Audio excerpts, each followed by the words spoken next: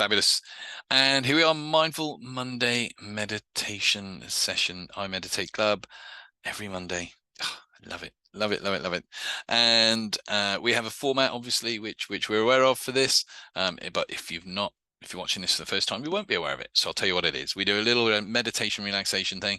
It's a little improvised thing just to kind of help us go on a Monday evening. Although you could do it any evening of the week, just to let you know, it doesn't have to be Monday. In the middle bit, we do a teaching bit, looking at something, and then we move on and finish with a loving kindness meditation. And for the last couple of weeks, we've been looking a little bit about Swara Yoga. It's quite in depth and a lot of theory, and I don't want to cram up these sessions with lots and lots of theory. So today we've started looking at what it was. We've looked at some practices connected to it, and we're actually going to finish that little step into Swara Yoga today by looking at some practical applications of how you use the principles and ideas within it, of which side of the nostrils you're breathing through to correlate with what activities you're doing. So you've got something you can experiment with, you can practice with, and decide for yourself whether it's something you like or whether it's something that you kind of think that's that's not for me. I think it's quite cool, but it's quite involved. If you get properly into it, it's really quite it's almost like the counting calories of breath work. I think that's one way of saying it. Anyway, with that in mind, we're not going to be counting calories in our breath work tonight. Let's begin with that's a good thumbs up. Fabulous. Let's begin with our usual just relaxing meditation to get into this. If you're watching this for the first time on playback, and we're not going to be asking you to do anything that you cannot already do. In fact, you were born with the ability to do these three things. One is breathe, one is relax, one is focus. No one ever taught you how to do any of them. You just know how to do this. And for those of you who are on last week's hypnotic language, you'll probably notice bits of that dropping in as well as we go along. So I might ask you to picture stuff, imagine stuff. If I ask you to do that, don't worry if it's not appearing like vividly in your mind. There's a whole thing about this aphantasia at the moment where you can't visualize, except you might not get the pictures in your conscious mind. I don't. But if you tell me to think of a cat, I know what a cat looks like, and I know what you mean by the word cat, which means at some point in my brain is showing me the image of a cat to put the words you're saying to it.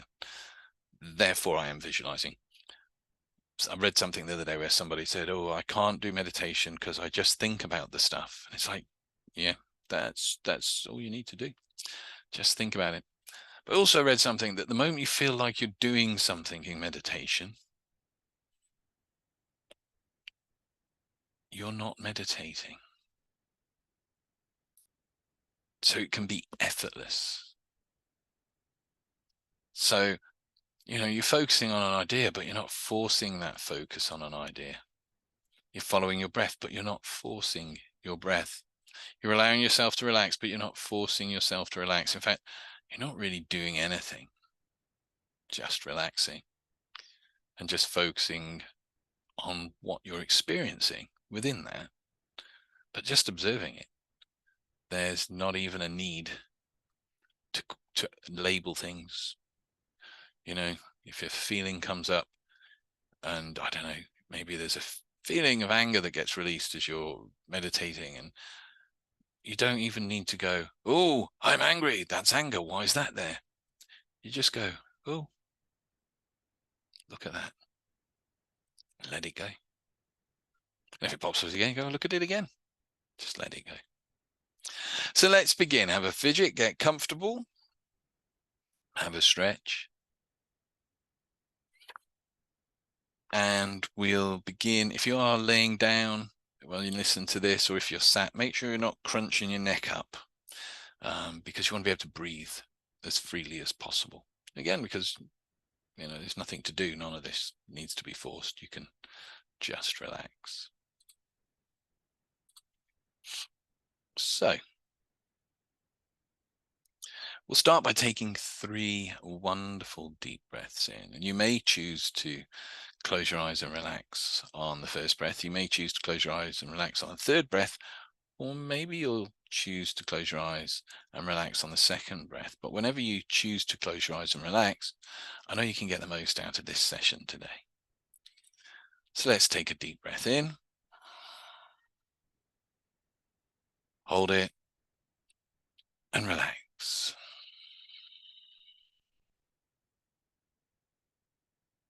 Taking a second deep breath in.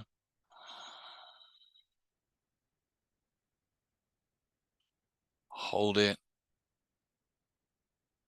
and relax. Taking a third wonderful deep breath in.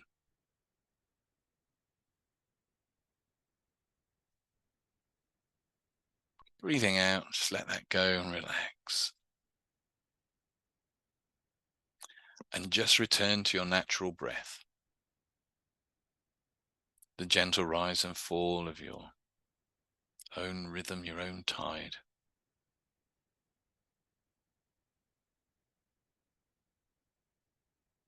And tell yourself, I'm going to relax. I'm going to meditate. Outside noises will not distract me. Everyday thoughts will not disturb me. It all just helps me relax and go deeper now.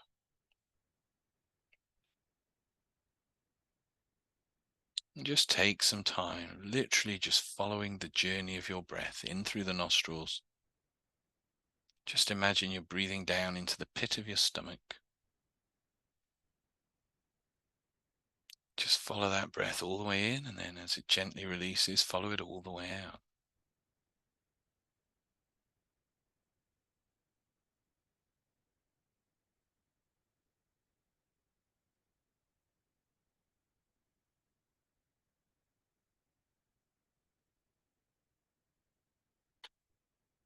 And notice how you may relax more as you focus more on your breath now.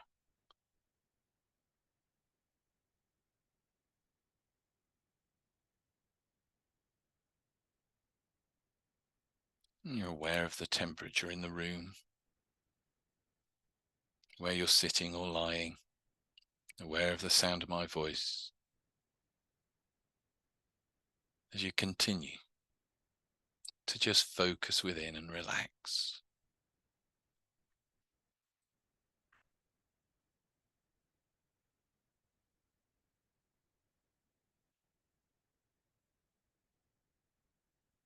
And indeed,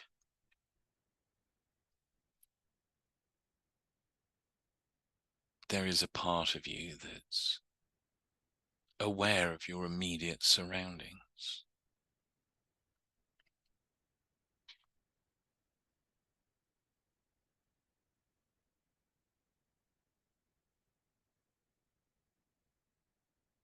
And I don't know where you sense that you, aware of your immediate surroundings.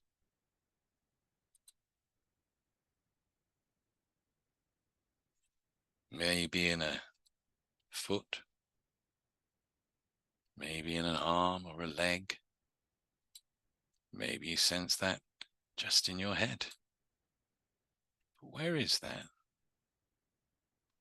That you are aware of your initial surroundings, the room that you're within, the space surrounding you. Just bring your attention and your focus onto that place.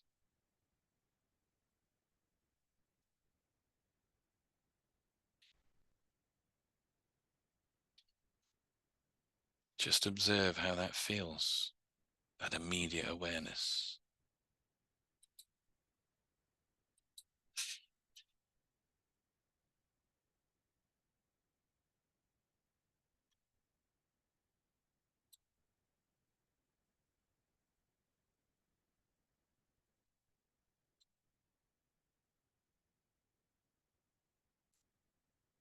And as you're experiencing that immediate awareness, there is a part of you that is aware of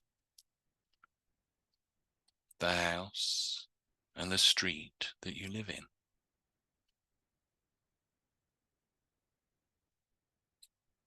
As you become aware of that part of you that is aware of the house and the street that you live in, I wonder where you are aware of that you now. Is it somewhere else within you? A shoulder, a knee, a different part of the mind? Or is it somewhere around you? Somewhere just outside of you? Wherever you're becoming aware of that now, just allow your attention and your awareness to focus on that greater awareness.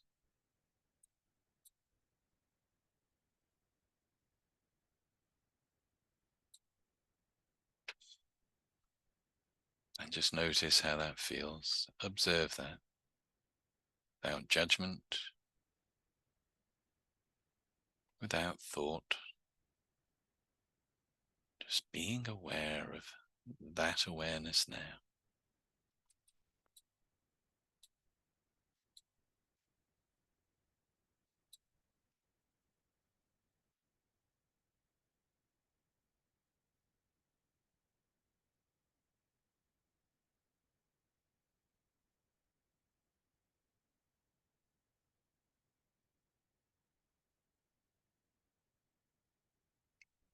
That's right.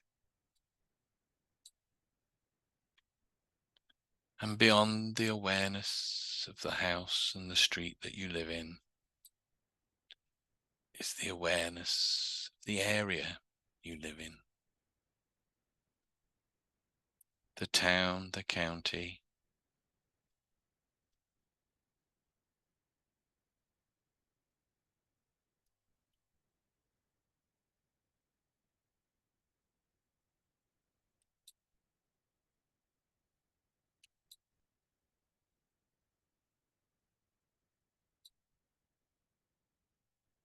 and as you become aware of that large area that you live within, where do you experience that you that is aware of all that now?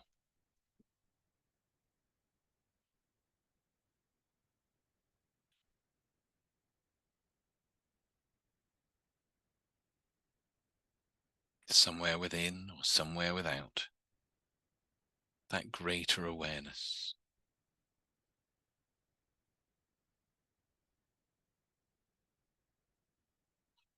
As you do become aware of that now, just let your mind focus and drift into that you, that awareness.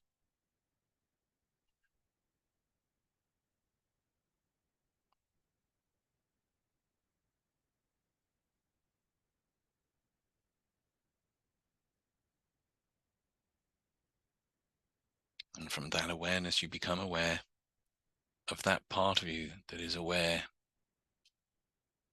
of the island that you live upon, surrounded by water. In fact, that part that also becomes aware of the oceans. And even if you've not visited places from around the world, that part of you that's aware of the entirety of the earth, that there exists beyond where you are now, an entire planet of people and places. And where is it now that you begin to notice that you, with that global awareness? Is it in the mind? Is it in the body? Whereabouts is that you begin to notice that aspect of you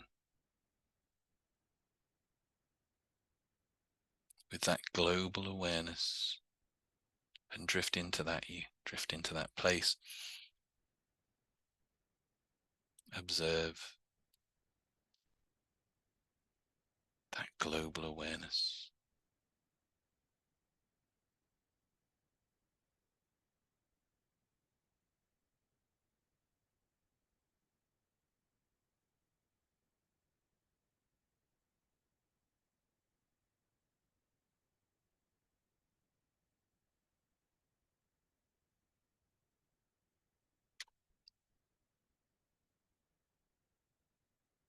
And beyond that, even further still, is the awareness of the planets, the sun, the solar system.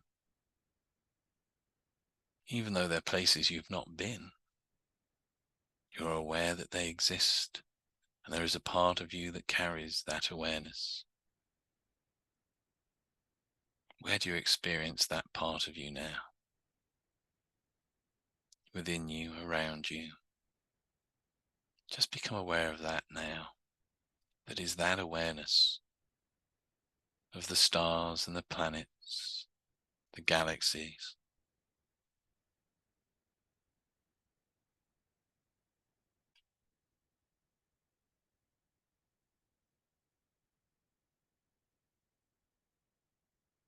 Just focus or observe.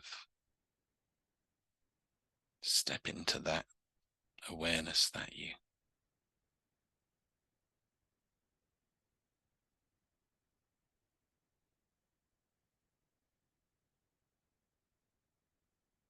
And beyond that you is a you that's aware of the infinite universe.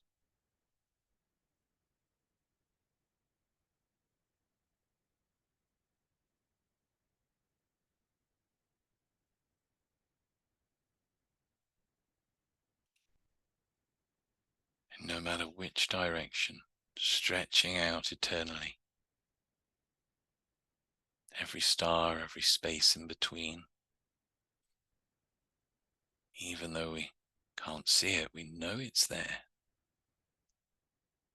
Even at the furthest reaches and beyond.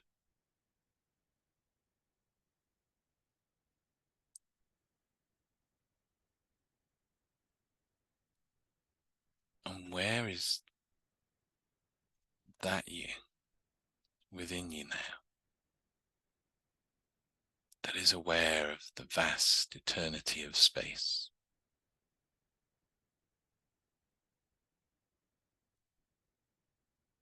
And where is the vast eternity of space within you now?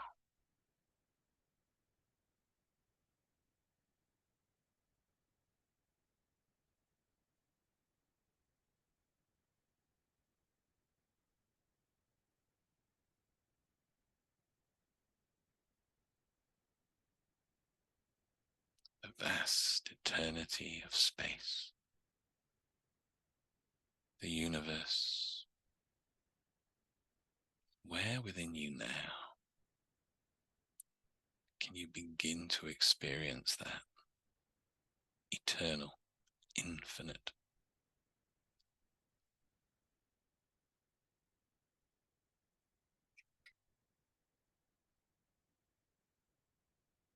Every star, every galaxy, every meteorite, all things known and unknown within you now.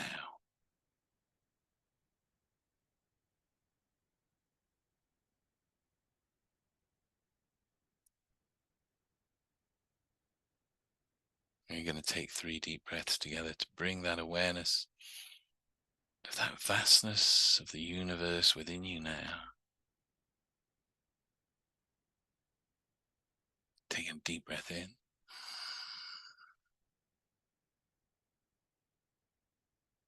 Bringing that all the way down and back to just the awareness of the earth, this beautiful planet we live upon.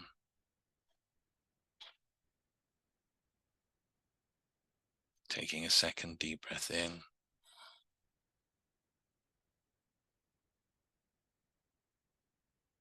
Bringing that awareness back to the island that we live upon. To release that.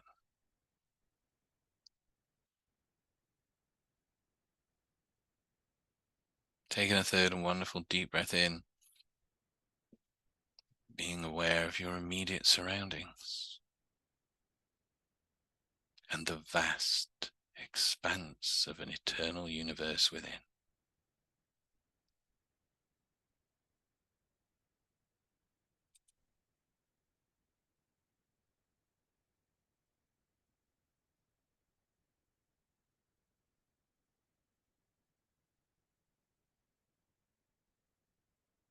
And when you're ready to return, bringing back that awareness of the entirety of the universe within you,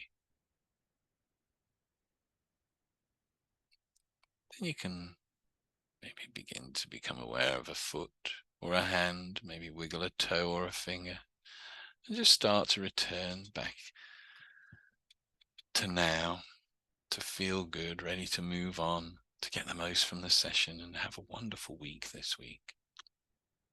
And when you are back, ready to bring that awareness of that eternal universe within you, then you can open your eyes, be here now.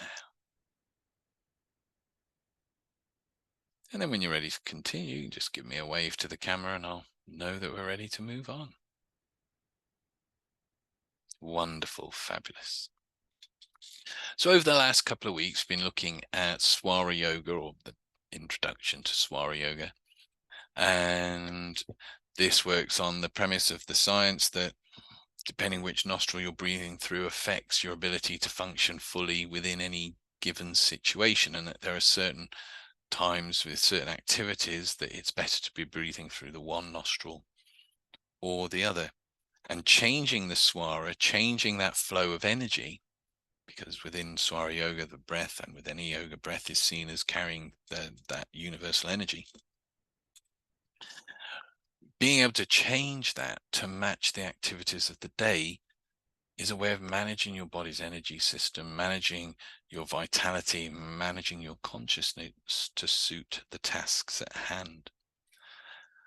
And first of all, we spent the first week, it was very simple exercise just during the week to be aware of different times of the day, which nostril you're breathing through.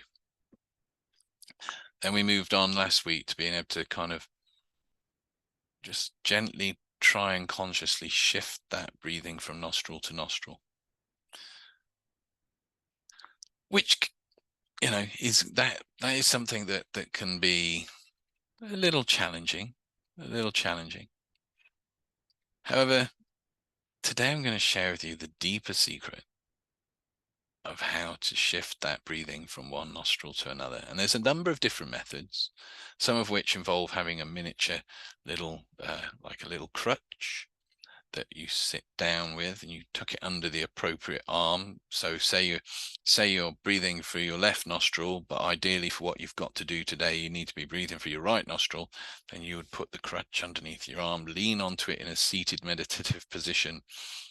And as you breathe and concentrate on your breathing, that pressure helps then shift the passage across after about 5 or 10 minutes. That's one way of doing it. You can lie on your side with your hand tucked under said armpit. That's another way of doing it. But as you know, with I Meditate, I kind of like to make things simple, find the easiest way of making that happen. And that is this. If you are breathing through your left nostril, but the task ahead needs you to be more breathing through the right nostril, just block it up. Let's not make this complicated. Just simply block it up and continue breathing through the opposite nostril. Now, it will feel it can feel that feeling like when you've got a bit of a cold coming and it's not as smooth breathing as normal. It feels a little bit like that, but after about 5 to 10 minutes, it will shift. And we'll have a go at that in a minute. Obviously, it's helpful to know a few of the areas of things which the different nostrils correspond to. That's the word I have to. My head is struggling for thoughts in the heat. You'll have to bear with. So you can shift that breath which shifts the energy and where it's directing within your body, within your mind. So if you're breathing your right nostril, and I'll put these up in a PDF with today's video so you don't have to remember them. If you're breathing through your right nostril, some of the things that it's good to do during that time is drink water or get rid of that water. Getting out of bed. So if you wake up first thing in the morning, take some time to work out. If you notice you're breathing through your left nostril, it is better and easier to get up by shifting that to the right nostril to bring that energy of getting the day started and moving forward into the day. If you've got work to do that involves kind of just being calm and silent and quiet, especially if it's something that's mentally creative, then breathing for the right nostril is good for that. Randomly, and I got this from a list and I dropped it in here because I just thought that's an interesting one. Apparently, it's always better to buy jewelry when you're breathing through your right nostril. I have not been able to find a single explanation anywhere as to why that is, but apparently it is. If you're doing stuff to help others, if you're doing charity work, your energy is better suited to that work if you're breathing through your right nostril.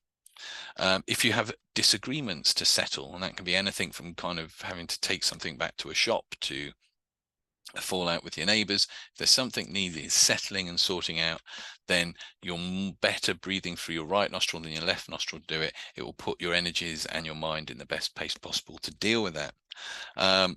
If ever you have to approach somebody who's in like at work or in a situation where there's somebody who's perceived as being as a senior position, you're more likely to do it from a calmer and more balanced place if you're breathing through your right nostril. And again, this is all about having the right energy flowing to the right places in the body when dealing with these situations. Any sort of religious practices, ceremonies, weddings, getting married, if you're planning on getting married anytime soon. No, everyone's like, no. Or any form of initiation. So we were talking about Reiki earlier on and the book. If you were doing your attunements, then actually breathing through your right nostril whilst going through that process would be more beneficial to you than the left. Mantra practice. We've done mantras in the past. We might do some mantra work again coming up soon. Meeting a guru or a teacher, which for me kind of fits in that kind of person of perceived authority or senior position. Sowing seeds, both physically sowing seeds, but sowing the seeds of new ideas and projects. If you're working on that, it's best to be breathing through the right nostril. I can see it there. Digging a hole in the sofa. For anyone watching this back, that's Sally's dog digging a hole in the sofa, not one of the people that's joined me tonight, because that would just be odd. I'll just drop that in. If you're going on a long journey, it is better to be breathing in through the right nostril for that long journey to feel kind of vital and energized by the end of it than if you're breathing for the left.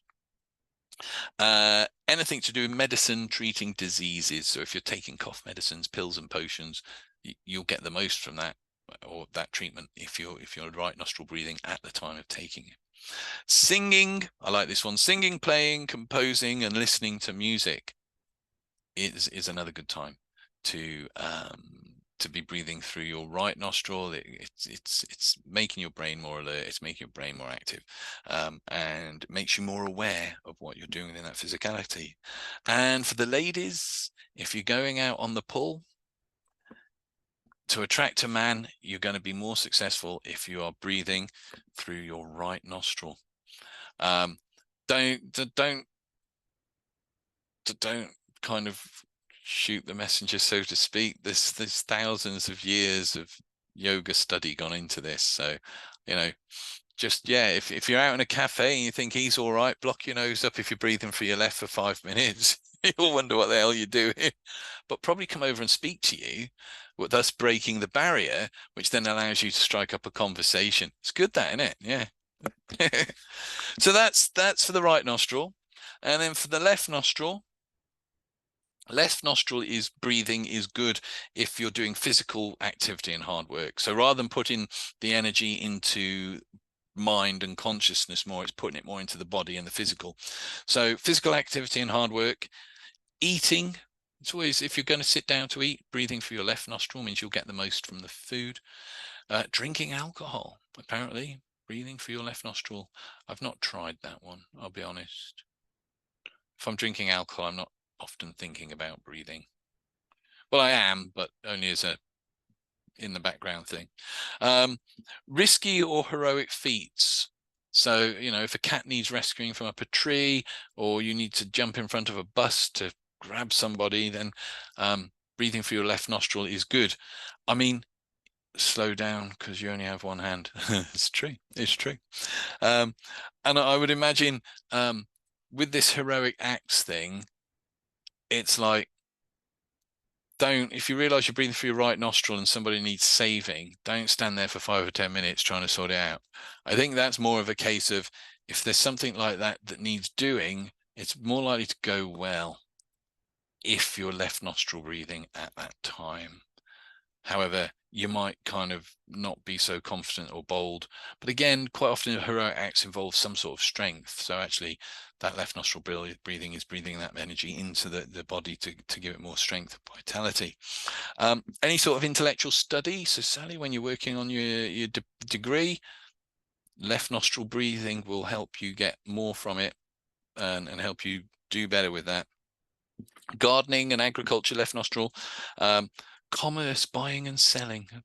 Apparently you make better decisions and deal with the whole aspect of that better if you're left nostril breathing. Any sort of travel. So if you're going on holiday, left nostril breathe.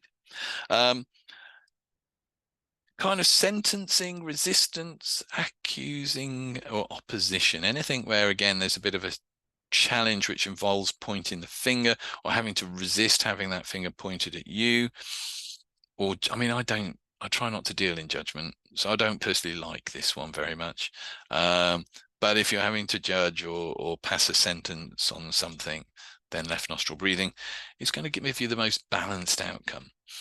Riding a bike, a motorbike, cycle, push bike, or a horse, any sort of motion of riding like that, you will be better suited for if you're left nostril breathing.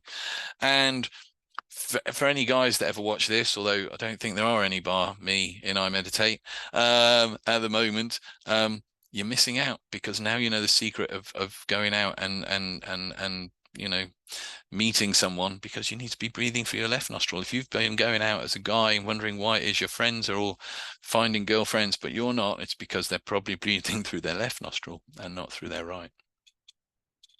If you're breathing through both nostrils at the same time, basically don't do much. Certainly don't do anything that is assertive, that needs effort.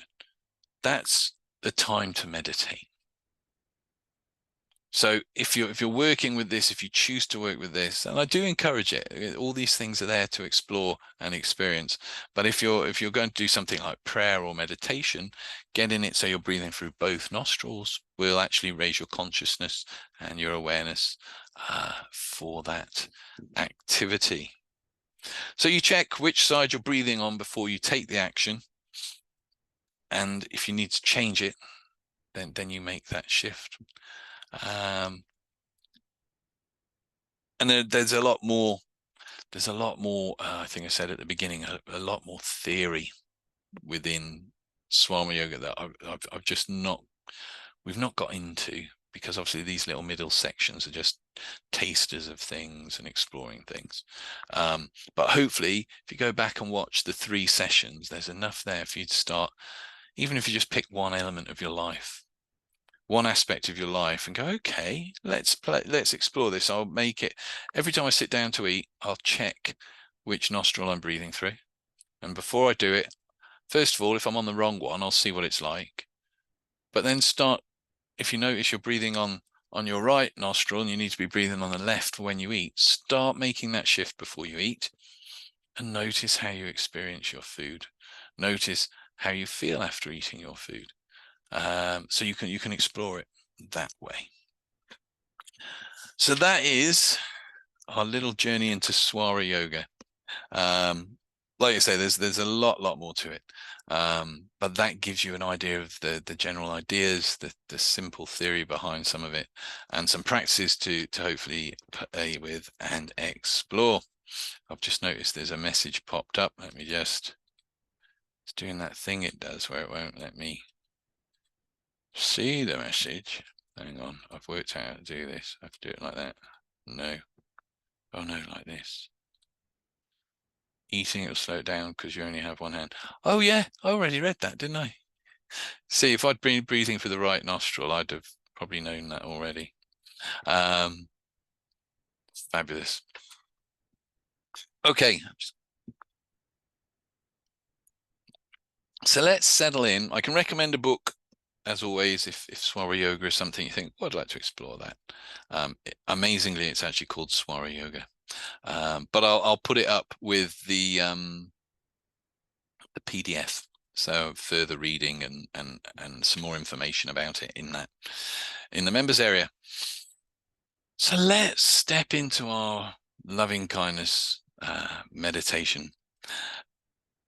We do this, and I know that for those of you who are here regularly, you've heard me say this 101 times already, but this is for anyone that's watching this video as their first one. And we do the loving kindness meditation at the end of each session because it builds up our compassion and our kindness for others, but also for ourselves. If we know how to be compassionate and kind to ourselves, it becomes easier to be more compassionate and kind with the world around us. And I was having a thought earlier on today. Whenever you encounter a loving kindness meditation, it's always about people, but it could equally be done about places, aspects of the natural world, animals, fish. So yeah, just in your own practice, again, experiment, explore, and yeah, see how that changes how you connect. And I know from speaking to people who've been doing the loving kindness meditation, how it's made quite quick changes in dynamics with how they relate to people.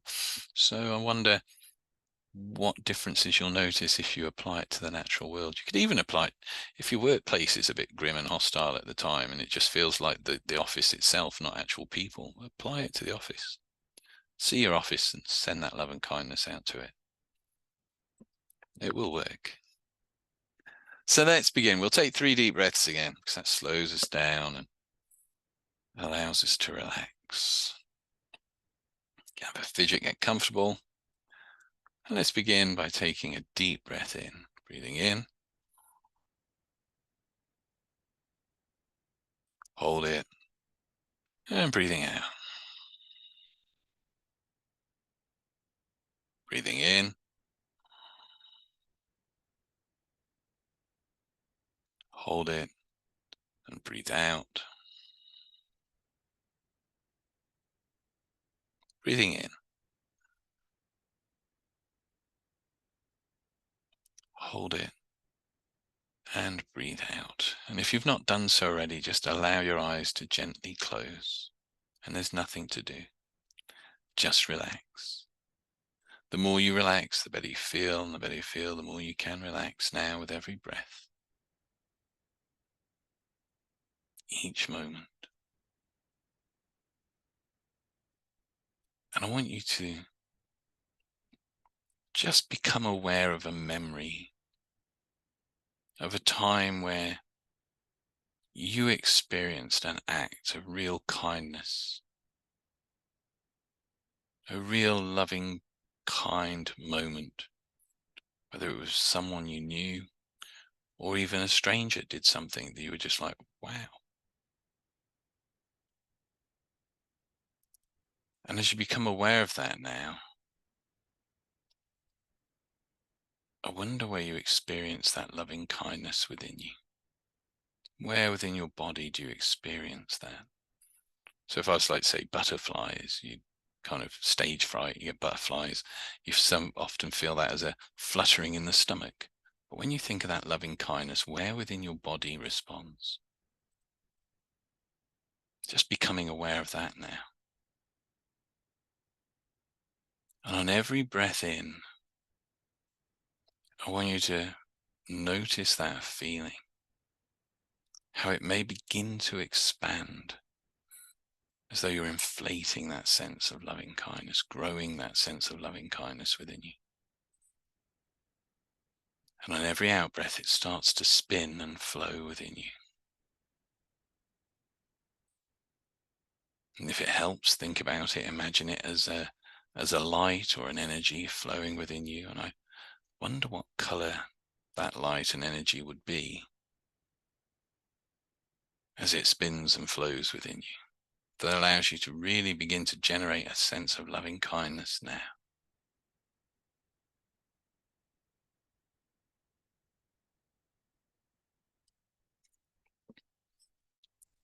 And as that sense of loving kindness continues to spin and flow within you, now I want you to imagine yourself, just you, in that room before you. Maybe it's you or an aspect of you that you're not so happy about.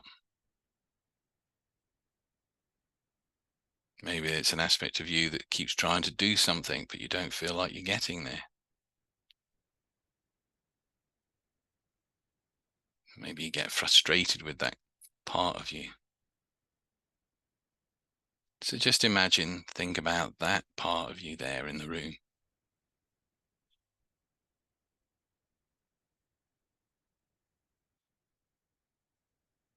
And now just send that loving kindness that's spinning and flowing within you out to that other you, however you do that now. And see it flowing through that other you and cycling back to you, creating a circuit of loving kindness flowing between you and that other you, enveloping and enfolding that other you in loving kindness now.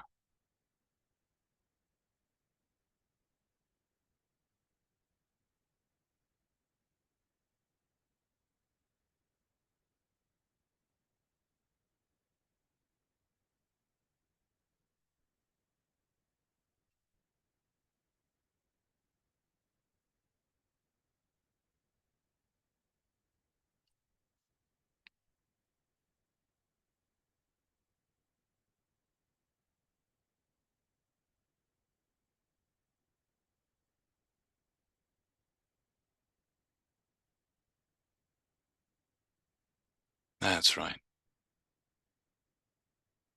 And then allow that you to step back and imagine a friend or a family member, someone who you care about, just stepping into that room with you. And whoever that is now, just again sending that loving kindness out that's spinning and flowing within you out to them, enfolding them in it. And then it returns back to you. So it's that circuit again, cycling between you and them. Sending that loving kindness to that person, however you do that now.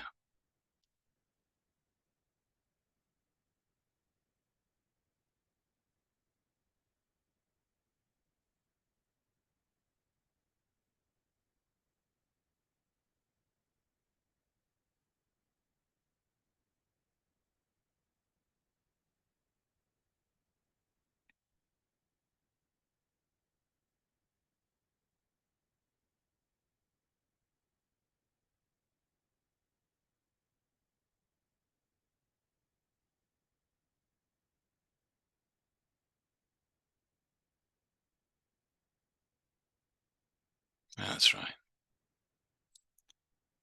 And then that person steps back, and somebody who you don't really know, there's somebody you'd recognize their face. You might say a quick hello because you recognize them. There's someone who's kind of almost a stranger, really, steps into the room with you. And that loving kindness flows from you, however you send that to them. flowing through them and returning back to you in a cycle of kindness and love.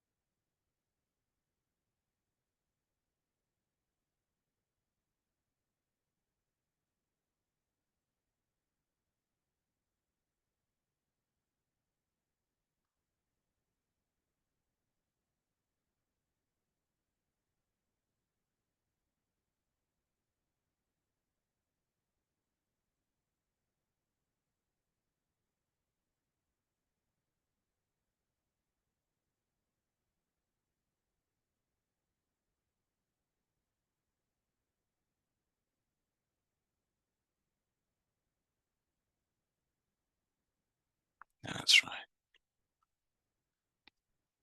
And then that person steps back. And now somebody steps forward, somebody who you've maybe struggled with in the past, somebody who you've felt difficult to deal with, somebody who maybe for whatever reason they've upset you or hurt you, or just somebody that you've just found difficult to deal with, just steps into that room with you.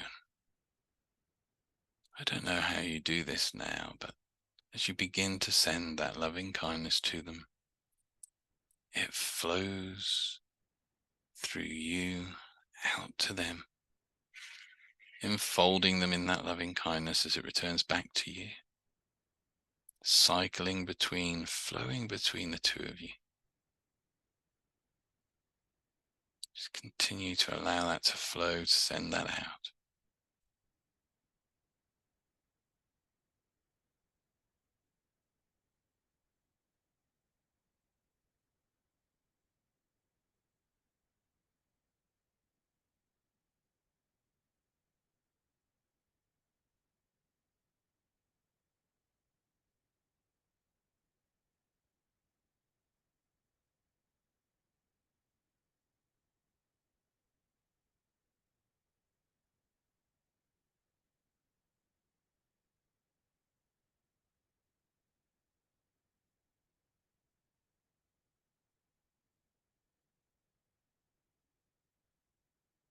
That's right.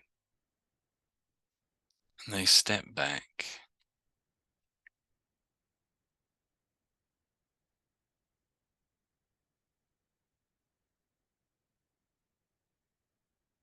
And then the image, something that represents the community that you live within, appears there in the room with you. I don't know what that image is for you. It might be a local building or a sign, or maybe a church or a tree, or whatever that image is that represents your local community to you, just appearing there in that room now. You send that loving kindness out. However you do that, and it envelops your community, the place you live.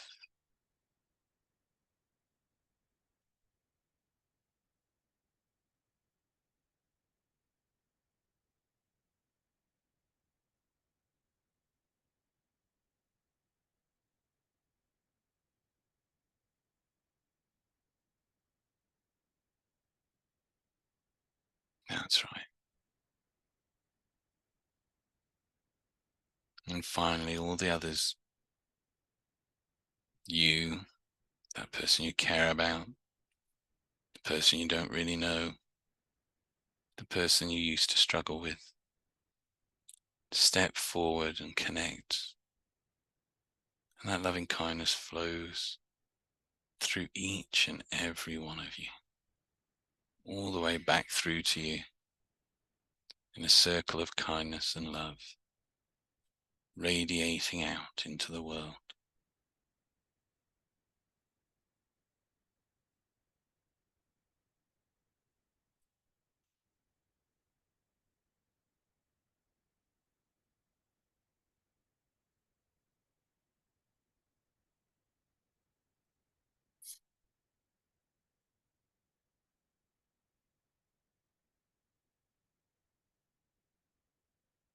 And when you're ready to radiate that loving kindness and that light out into the world, just allow that idea, that thought, that image to fade.